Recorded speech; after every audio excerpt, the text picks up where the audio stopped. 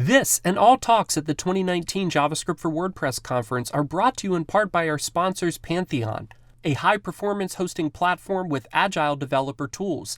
Check them out at pantheon.io. Hello, everybody. Welcome back. We are back with even more headless JavaScript for WordPress. I'm very excited for the next presenter as well. You know, behind the scenes, Alfredo and Alexandra were working to see where does one talk end and where does one talk begin. And Alexandra is another person who has been coming to me for a while, like, hey, what are you doing with Gatsby? What are you doing with Gatsby? What do you think about this? And so I couldn't think of another person I would be happier seeing up here talking about this and her experience. Alexandra has done freelance work with Codable, the well-respected development company for WordPress stuff. She also runs her own company and does a lot there. She's also part of the Gatsby WP themes, like Muhammad and our wonderful Jason here, who has ported over the popular Tabor theme into a Gatsby theme.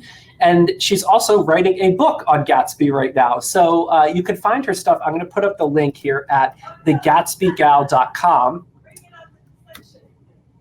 And you may actually know her as AKA the Gatsby Gal. So I don't know. I want to keep on saying great things about you. Have had the chance to meet in person. You just relocated down into a lovely little island off the coast of Spain, right? And I think that now we could turn it over. And why don't you tell us, just say hi to everybody, and then we'll jump in because I know you have some really cool code to show us and projects. So welcome, Alexandra. So happy to have you here.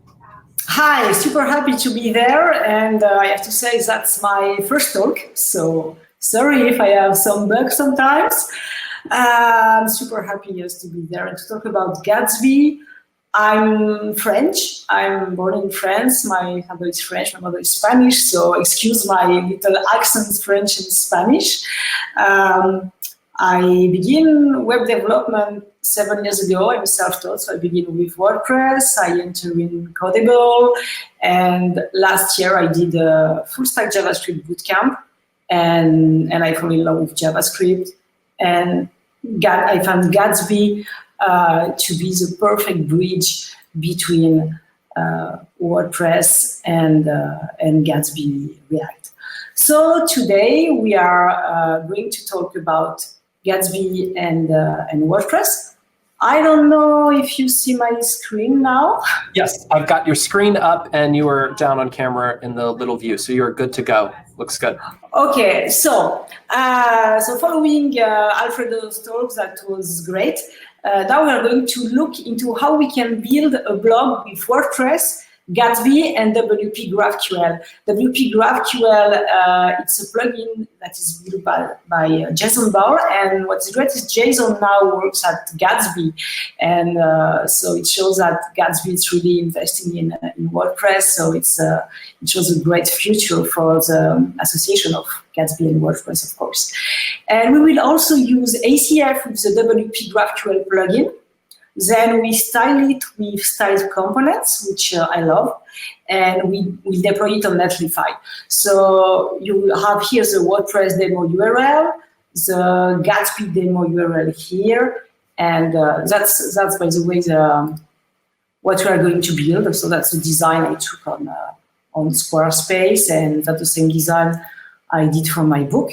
And you see it's the Gatsby website. So like always, super fast. And here we can see, you see here, that's custom fields that we're going to build together. So that's the final result.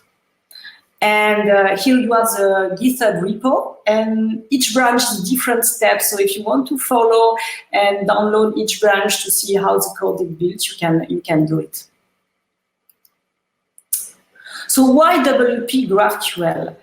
Because yes, we have the Gatsby source plugin, but this plugin is just a wrapper around the REST API. And WP GraphQL brings really the power of GraphQL to WordPress. And it easily exposes both default and custom data in WordPress. And especially, it's a lot faster compared to the REST API. And look at how quickly the data loads with WP GraphQL. We're going to make a query of 100 posts here. And with WP GraphQL, bam, it's already here, okay? And this is a screenshot of the performance tab. And you can see the numbers, it's really fast. And now we are going to do the same thing with the REST API. And we wait, we wait, we wait. And finally it's coming. And well, we are going to look also at the performance tab, but as you can see, it's quite obvious because the REST API is bringing all this data. So when it's a big query of 100 posts, of course, it takes a lot of time. So let's look into the power of GraphQL. So GraphQL gives you the ability to detect exactly what you need from the server and resize the data in a predictable way. For example, let's say you want to get the author's name for a blog post. If you add a REST API, you will typically resize the entire user object back in your response. So the avatars, emails, everything. And this leads to overfetching and can result in performance issue, as we have just seen. With GraphQL, you only resize the data you explicitly request. Here's what the query would like. So here we just want the author name, for example. And this is the response, just the data for the name. So just that. So are you ready? Because now we are going to build the blog with WordPress, Gatsby, and WP GraphQL. So first we are going to install and configure everything. And for that, we're going to install the Gatsby Hello World starter. I really like to begin with this starter because it's a blank slate and you can build everything from scratch and understand how everything works and have nothing to remove. So for that, we type this in the console. So Gatsby, new, the name of your website, and the URL of your starter. But I think we have already seen that with Alfredo. And then we install and activate the WP GraphQL plugin by downloading or cloning through GitHub. So you can find more info at the WP GraphQL website, like that. But I imagine you all know how to install a plugin. And now we are going to go into Gatsby config, and this is where the site configuration lives, and also where we place the option for a Gatsby site. So among other things, this is where we will have site metadata and plugins config. So we're going to add site metadata object to the Gatsby config. And so adding metadata to pages, so that's page title and description, helps search engines to understand your content and when to show your pages in search results. I'm not covering SEO, and I think Reyes and Luis have done it very good in their talk. So I just show how to add metadata, and we will have it like that. So if we look it in the code, in config, here it is. So I have a title, a description, and a author.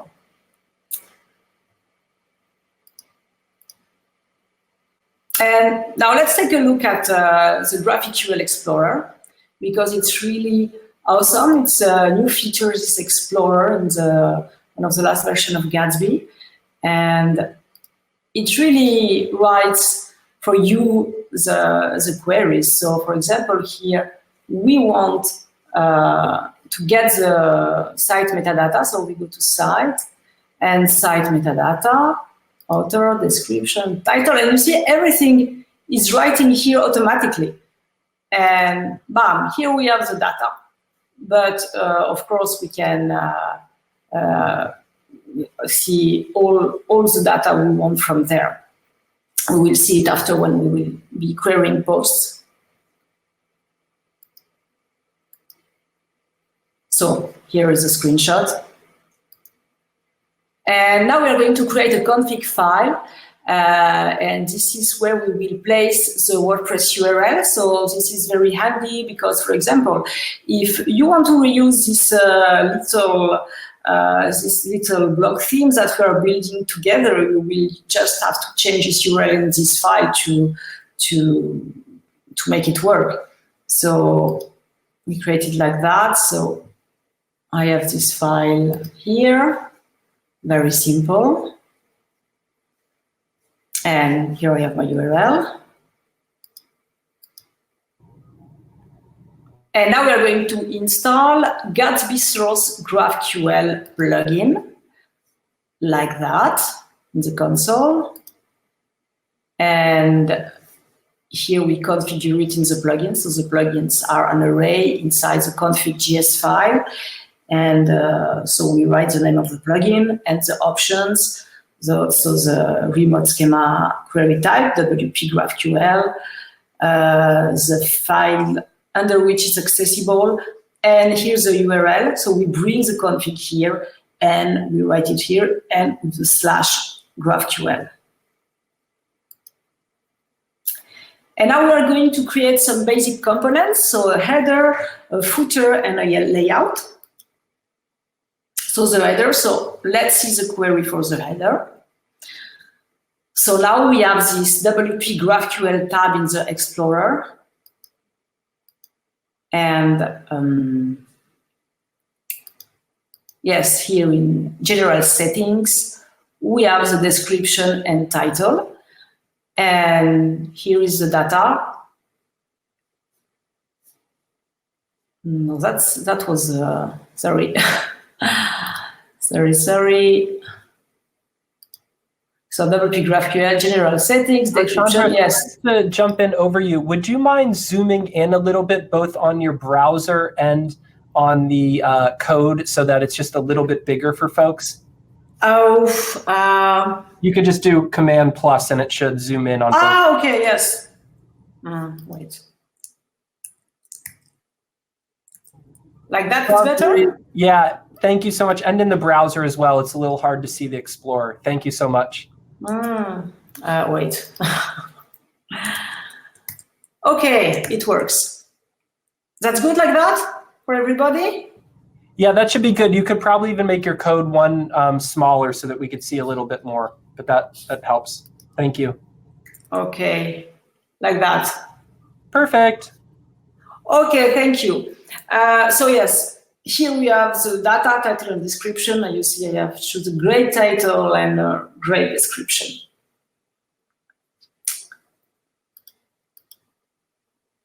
And now we are going to make a static query to get this title and description. And for that, we're going to use static query.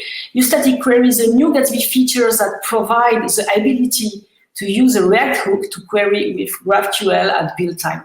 And just like the static query component, it allows your React components to retrieve data via GraphQL queries that will be parsed, evaluated, and injected into the component. So let's look at the code. So this is the code for the header. So we have here, we import use static query from Gatsby, and then we make a data constant, and inside use static query, we made the GraphQL queries that we have built before with the GraphQL inspector. Then we destructure it here, and we simply use the title and description in our component. Footer, here it's very simple, nothing special.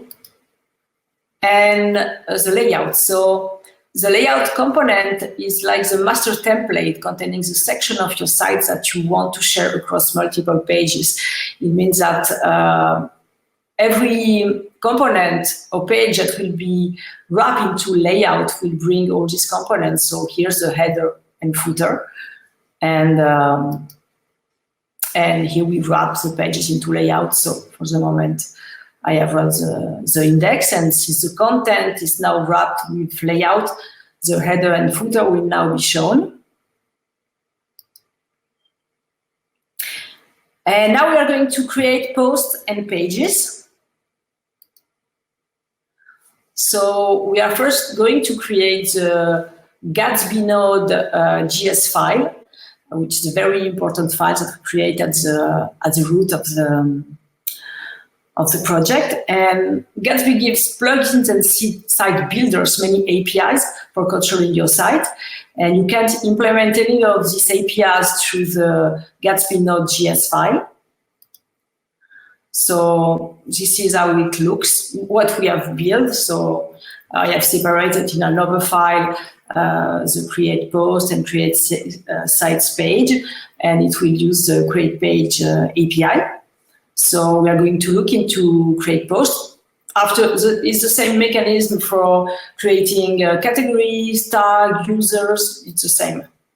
But I have just limited here to keep it simple.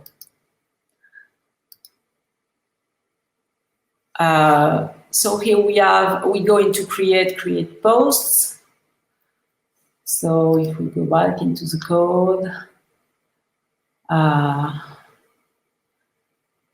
yes, in the create folder, create posts here. So we have our query. We are going to do the query here in WP GraphQL.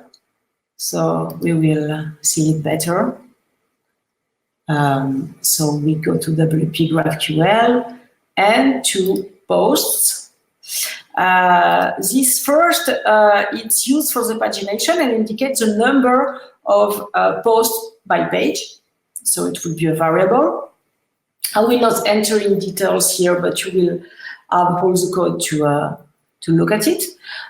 So the page info, it's also as next page and headed cursor are things that will be used for the pagination. And of course, the nodes are the posts. And here we won't query what you want. So here we just query the ID, the URI, the post ID, and the title.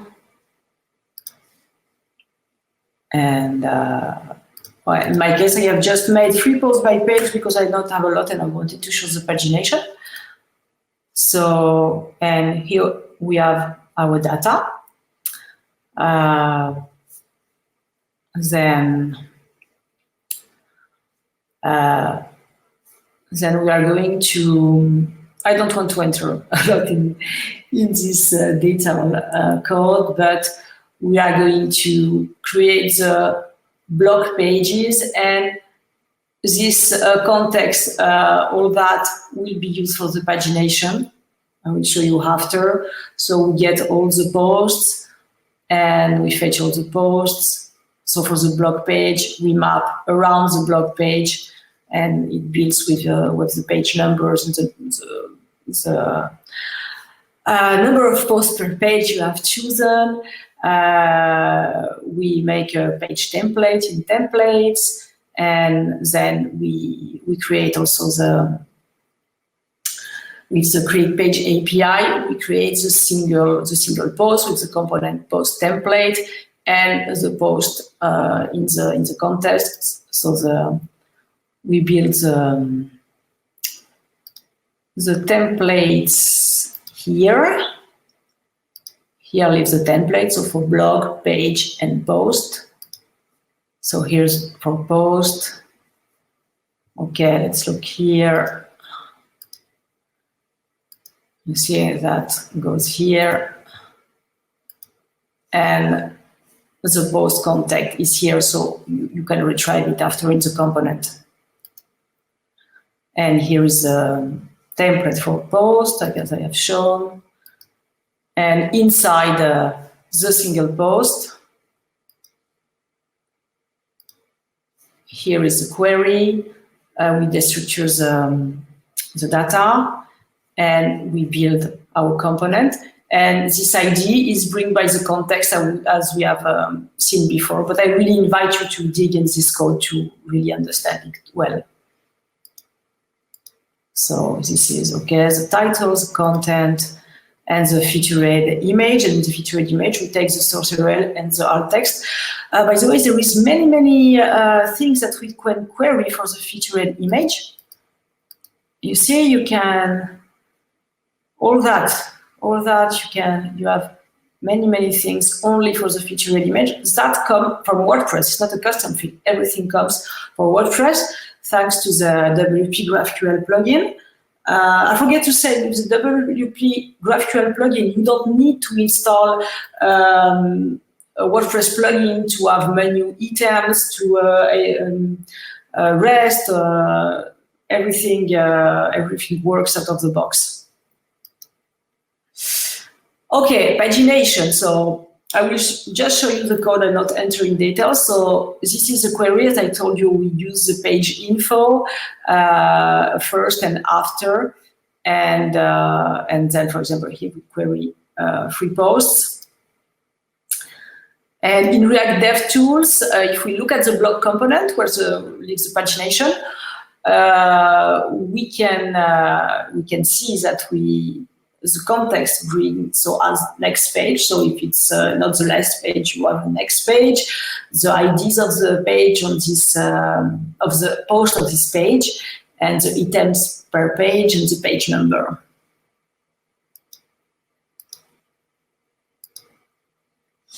And this is the code for the pagination. You can find it here in the components.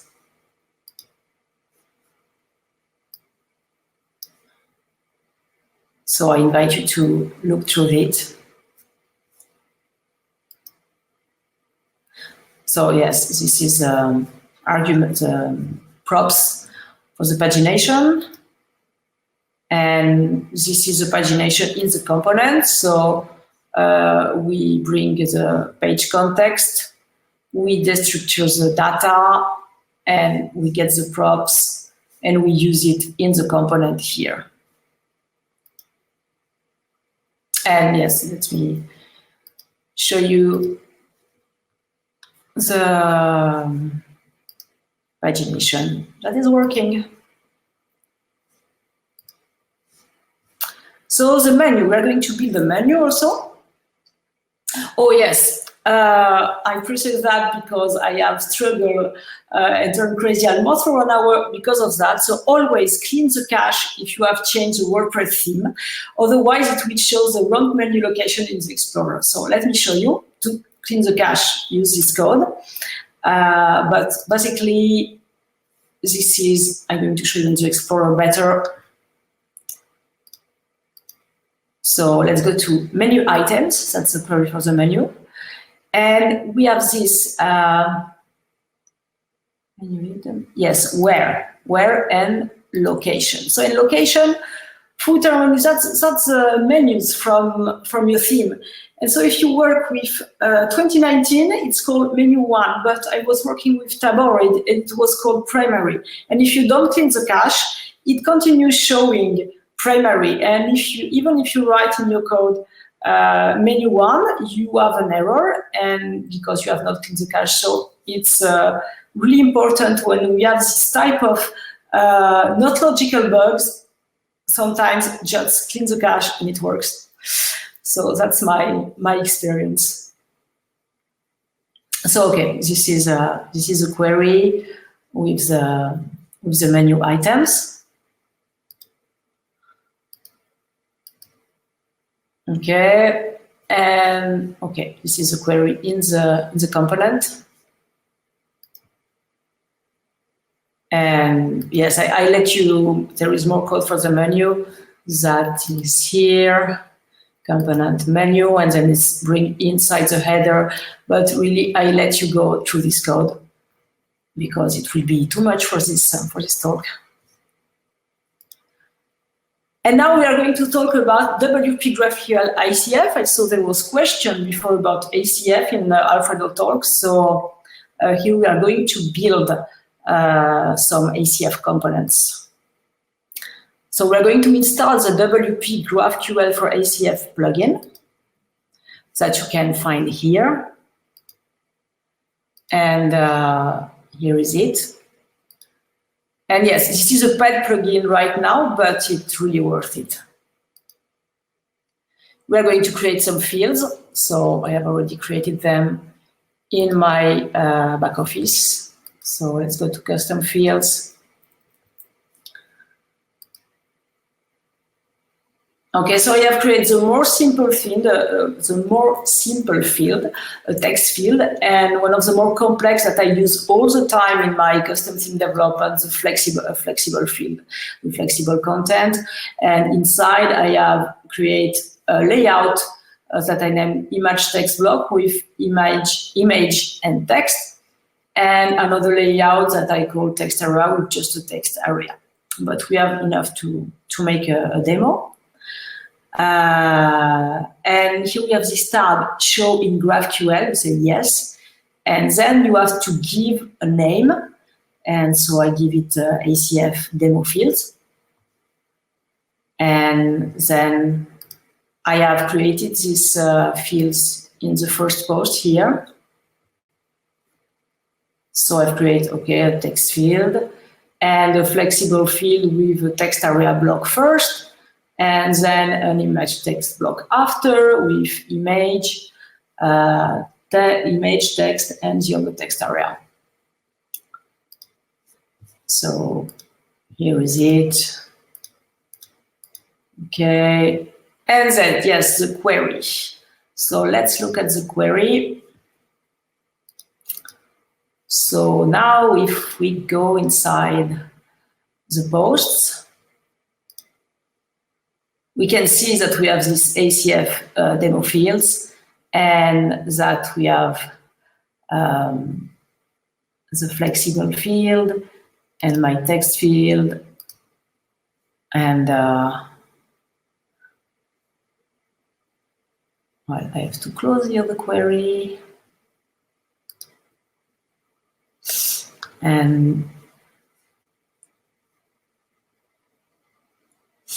yes, we have to bring the type name. That's very important too.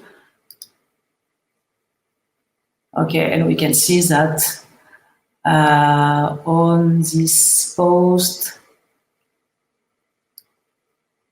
Now let me better show you. It's a live thing in the screenshot. So here I have just query a post with the ID where effectively there is custom fields, and we have the data here. So after that, this is the query. Let me show you in the code better.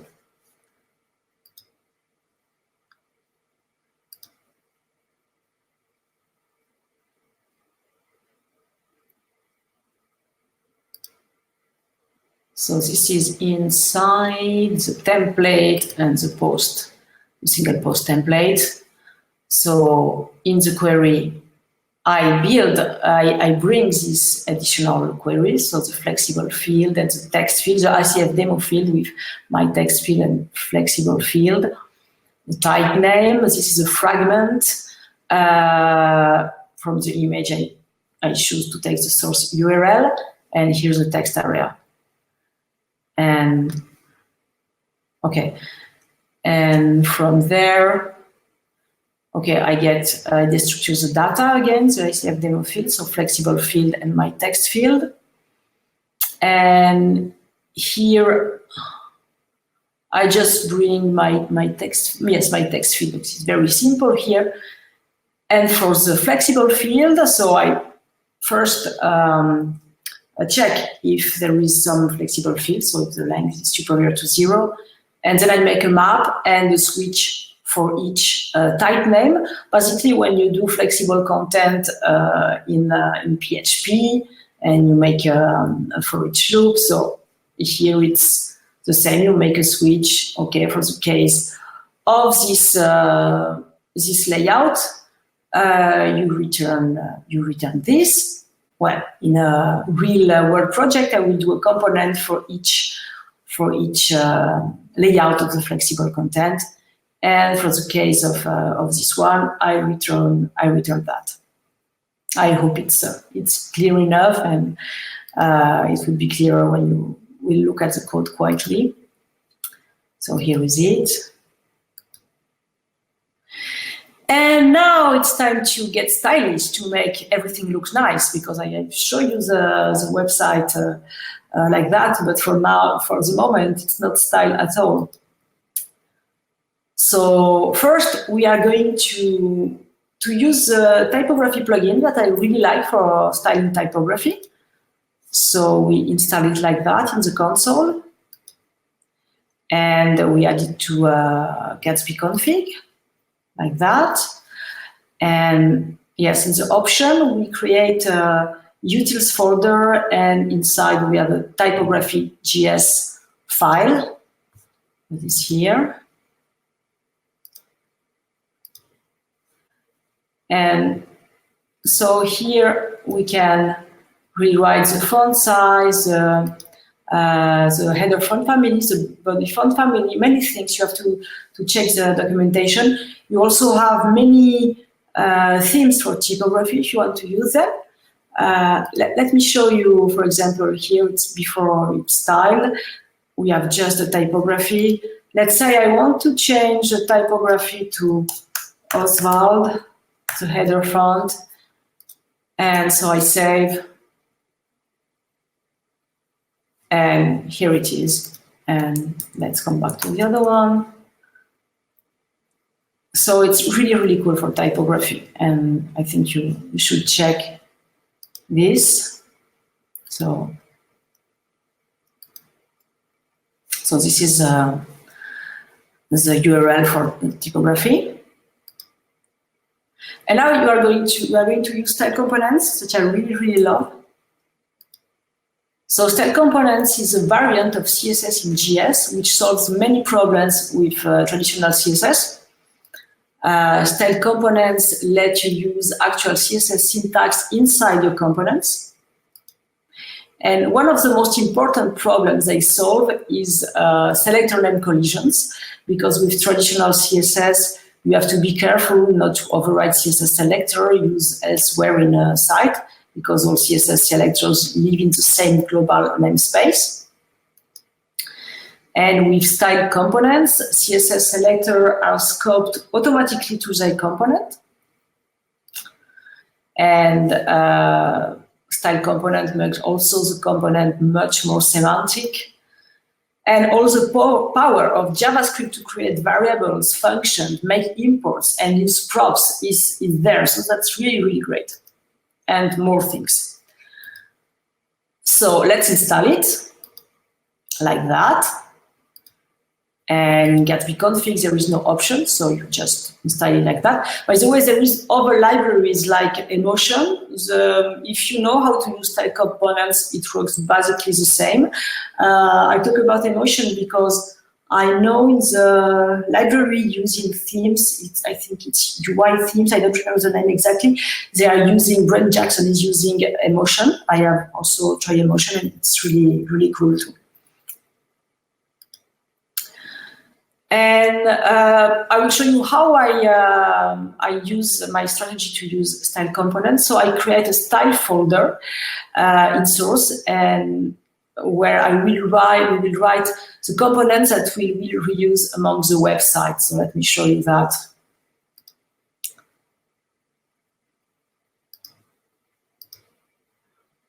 So in source, I create this style. And here, for example, I have the global styles. Global styles are the reset and everything that it's used among all the websites. So here, for example, I have taken sanitize.css, and here I create a layouts elements where I have created a container, but I can have more elements here that are referring to the layout and the page title. And I make an index where I import everything. So it makes things really easier to use.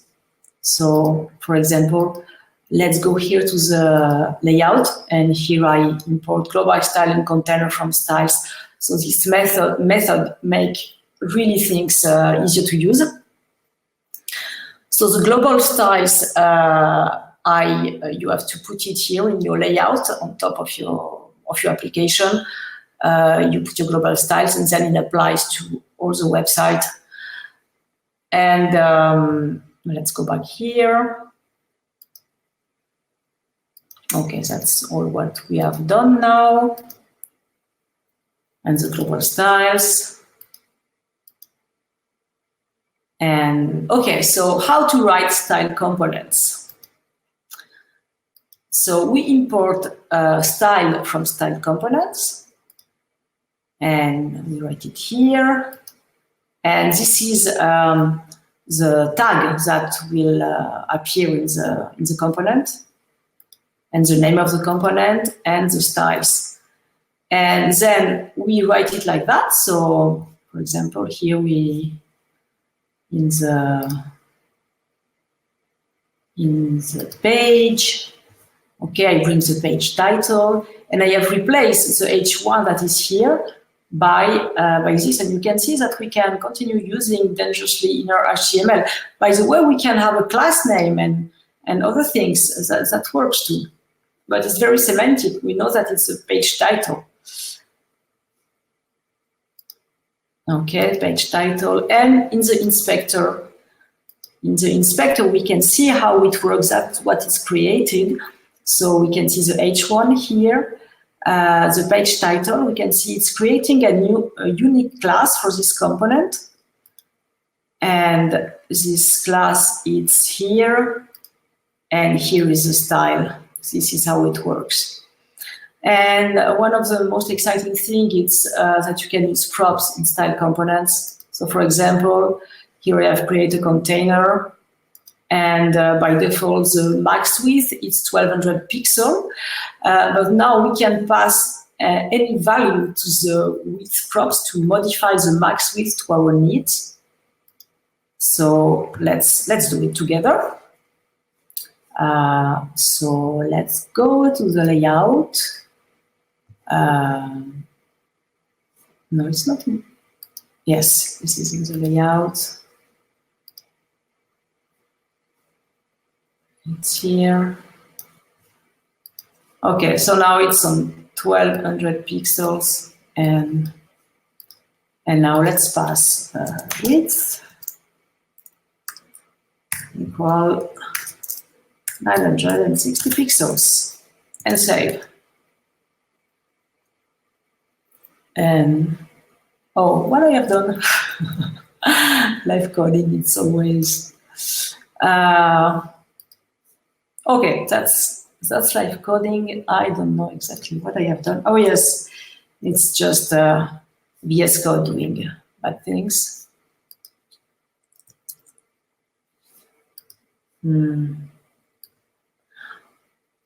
Okay, that's the live bugs, but you will test by yourself. If you change the width, it changes and it applies immediately. So like that. Okay, and then for the styles that are only used one time, we can write them inside the component. So for example, for the footer, I have write a styled footer and use it directly. So let's go to the footer here. So here's the styled footer, and we write it here. And then, yes, we see the padding, etc. Everything is here.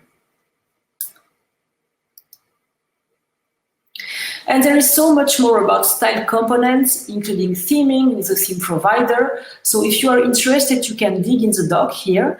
But I really highly recommend the Level Up course by Scott Tolinsky.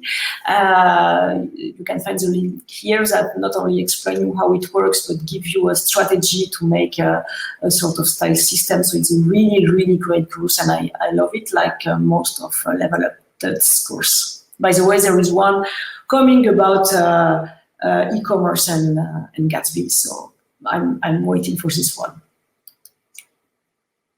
And now it's time to deploy on Netlify, but that's really, really super easy. We just go to Netlify, we hit the button new site from Git, and we choose, well, in my case, GitHub, but perhaps you have GitLab or Bitbucket. And then we choose our repo on GitHub. And yes, and when we will push on Git, it will run automatically the build tool of choice and deploy the results. So Each time you will push your code, it will update automatically your website. And now we arrive to this screen, and all these fields are by default this one, and you have just to click deploy, and you're good. More about Gatsby. Of course, it was not possible to cover everything in this talk, so I invite you to explore the Gatsby doc, especially about SEO and progressive web apps. So you will learn how to build a SEO component with the Helmet plugin and everything about progressive web applications. That it's a really, really great feature on Gatsby, and more things. And now some words about Gatsby theme, because stable release of Gatsby theme has happened just 1 or 2 weeks ago, and I have been working on experimental themes with Gatsby. And I think it's a great feature because perhaps some of you that are listening are people who work with customizing themes, or sometimes you have a small budget and you want to build something quicker and you don't have the time to build all these custom codes. So Gatsby themes are really great. So Gatsby themes allow Gatsby seed functionality to be packaged as a standalone product, easily reusable. So basically a NPM package, a plugin.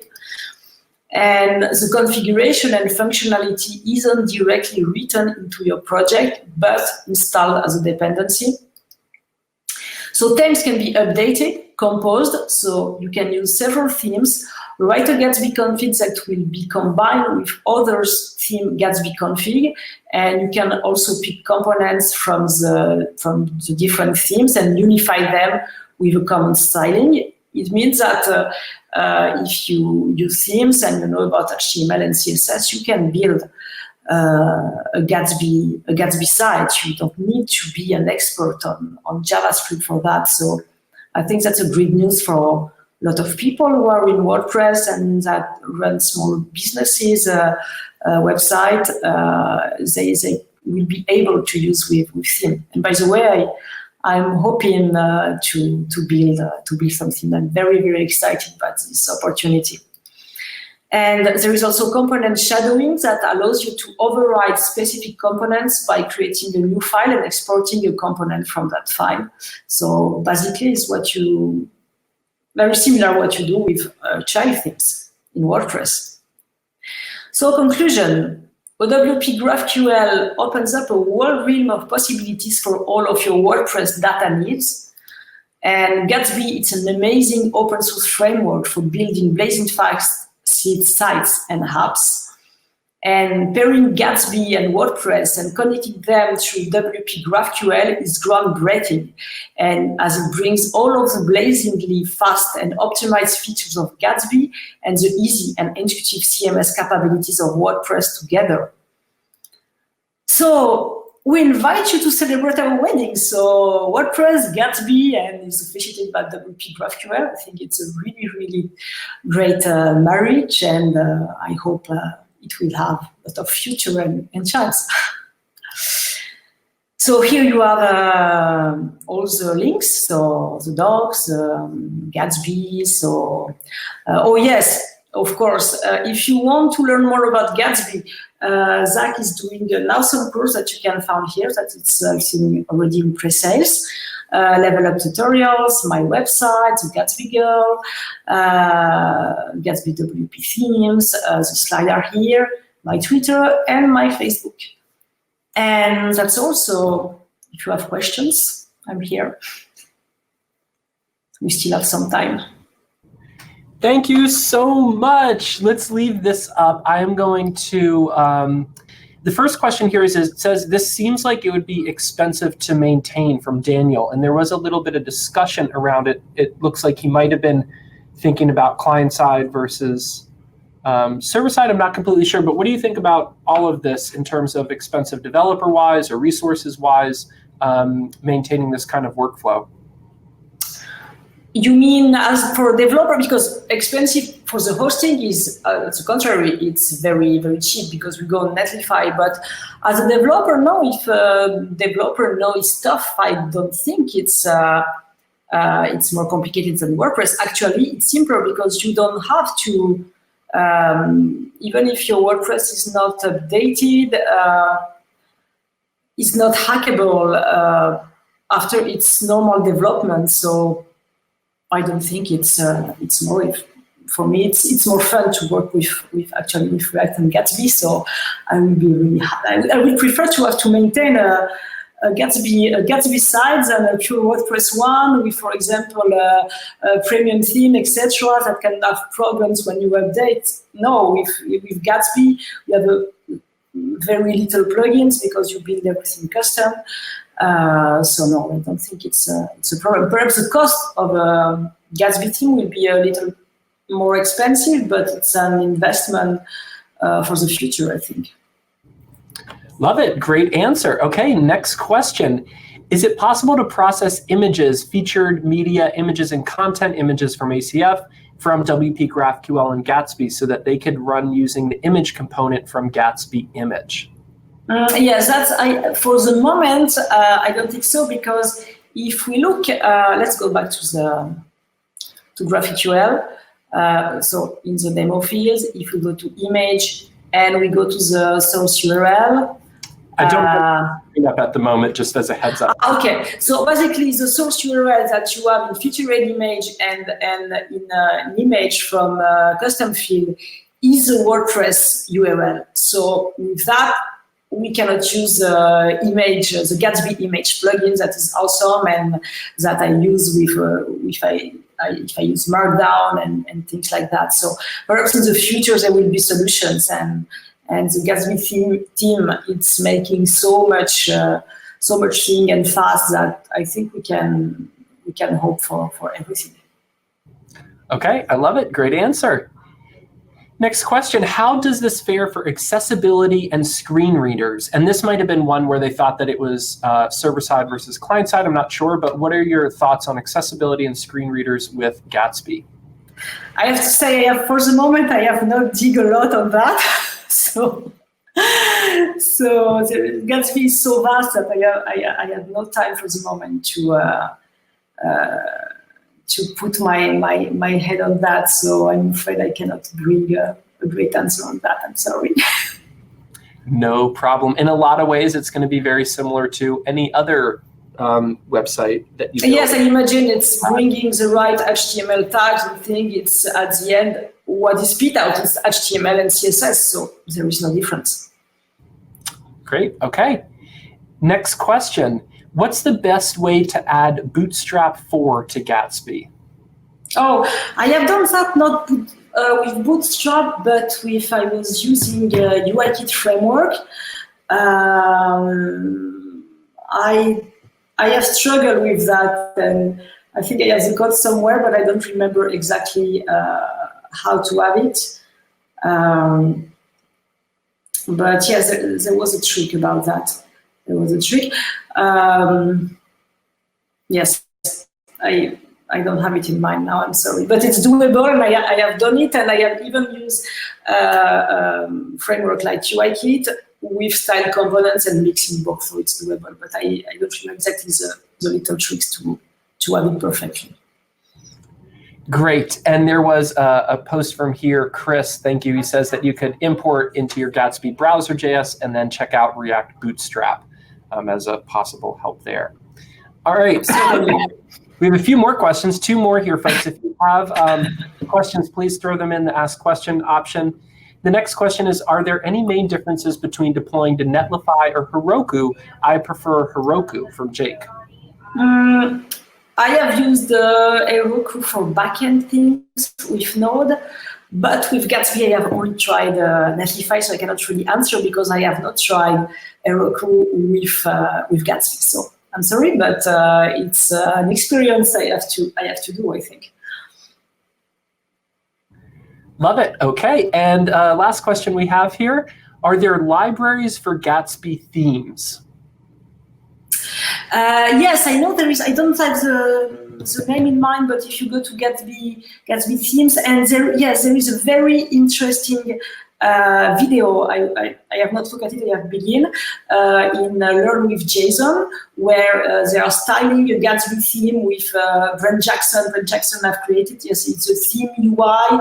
Brent Jackson has also created rebars and style system. It's very, very interesting. I have did a bit on that, and I know there is this library now, and so I invite you to look this